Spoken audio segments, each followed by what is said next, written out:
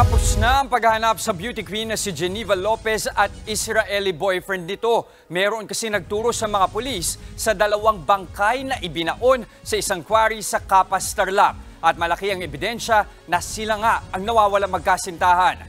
Live mula sa Capas, nasa frontline ng balitang yan si Brian Basa.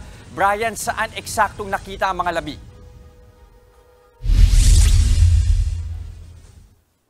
Jess, dito sa Barangay Santa Lucia sa Capas, Tarlac natagpuan ang dalawang bangkay. Yan ang pinaniniwalaang labi ni Geneva Lopez at Yitzhak Cohen na nobyo nito. Itong kinatatayuan ko ay isang quarry site. Walang katao-tao rito maliban sa atin at sa mga operatiba at sa mga otoridad at talahiban lang ang nasa paligid. Isang loteng na paliligiran ng yellow tape ang tumambad sa amin kanina. Bantay sarado ito ng mga tauhan ng Tarlac Provincial Police. Sa bisa ng isang search warrant, sinuyod ng pulis ang lugar kaninang umaga.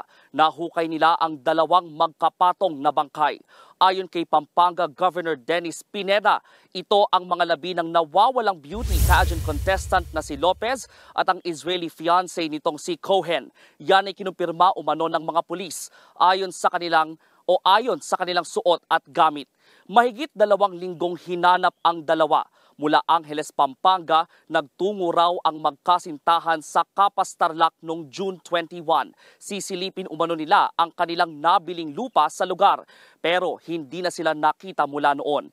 Kinabukasan, natagpuang nagliliyab ang kanilang sinasakyang SUV sa naturang bayan.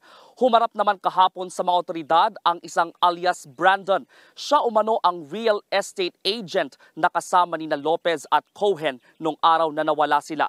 Giit ni Brandon, hindi siya nagtatago at wala siyang kinalaman sa pagkawala ng dalawa. Kaninang madaling araw, inaresto siya ng pulis. Nahulihan siya ng baril, granada at bala. Mahaharap siya sa reklamong illegal possession of firearms at paglabag sa Comprehensive Firearms and Ammunition Regulation Act. Pagtitiyak naman ni Tarlac Governor Susan Yap, patuloy silang nakikipag-ugnayan sa mga otoridad at sa Embahada ng Israel para malutas ang kaso.